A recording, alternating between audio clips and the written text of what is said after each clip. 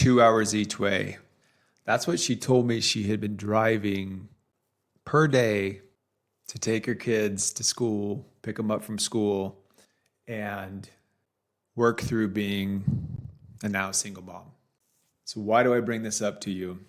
If you're going through or have been through a separation and you have a house to sell together, we're going to talk about that today. Ray Williams Mortgage Maestro Group, and here to help think through a complicated mess. 2 hours each way each day.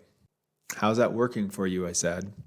Sucks, Ray. It really sucks because it's not like I can go drop off my one kiddo, come home, go deal with it for the other kiddo. And how long has this been going on?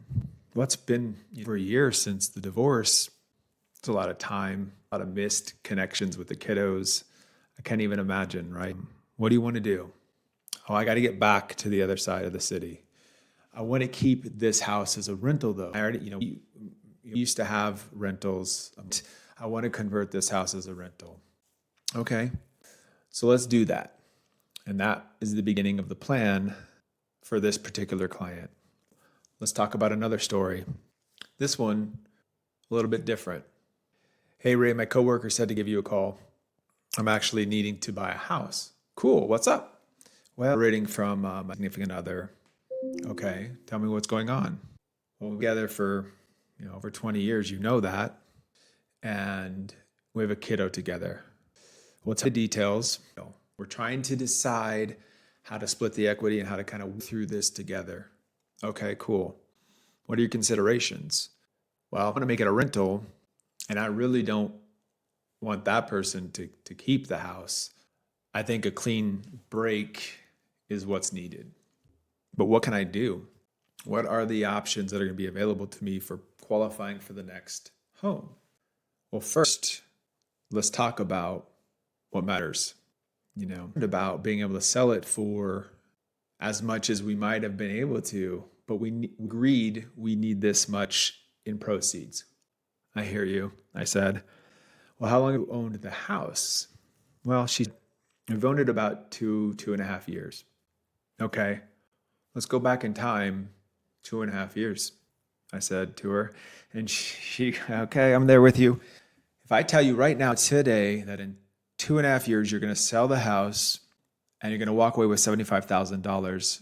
Are you going to call me batshit crazy? You're worried about possibly not getting the maximum out of the sale of the home, but the home living environment right now is stressful. Is that true? Yes. Okay. Well, let me tell you, if you went and then just bought a $450,000 property based on the history of appreciation 4.55% over 4 decades of time, and you have a 2-year-old kiddo, I tell her, and you're 31, you're going to have a property that's worth $1.6 million in time. So are you worried if you don't get $100,000 or $75,000 today? Matters today. It allows you to move forward, to close this chapter of the book and start that chapter of the book. So in both of these examples, different solutions were needed. The first one, she wants to make the house a rental, and I mean for anybody wanting to grow wealth through real estate.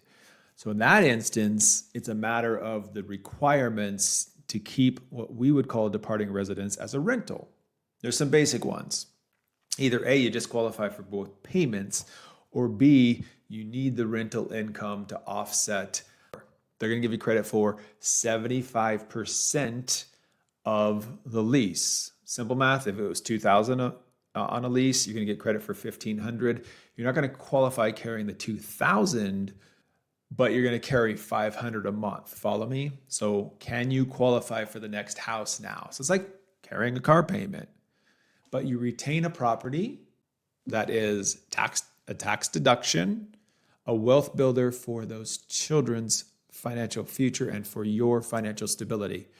So solution one, love it because we're also retaining an asset so that client can in fact move and get, we said 2 hours each way, 5 days, 20 hours a week, 80 hours a month back in her life that she can plug into herself and her relationship with her kids and her future. The other client, as far as that goes, it's a matter of separate what matters most. If you're going through this and in your market area, home prices may not be going up as listen to an experienced agent. If they tell you that you need to list here and emotionally you want to list it there because you feel the house should be worth more, what is that $25,000 worth to you in the grand scheme of the next 30 years? If it allows you to move forward, separate emotionally, financially from that current situation, my advice, think really hard about $25,000. If it allows you to buy a new place so you two can co-parent in a better situation, talk about this with that other individual. I know it could be stressful, but remember, we're talking about the kids and it matters most for them. To you, if you're not married when you buy, please create a simple agreement about what's going to happen if you sell the house. If that person made the down payment, you qualified for the loan, what's equitable? And this is something I've heard that Gen Z believes in.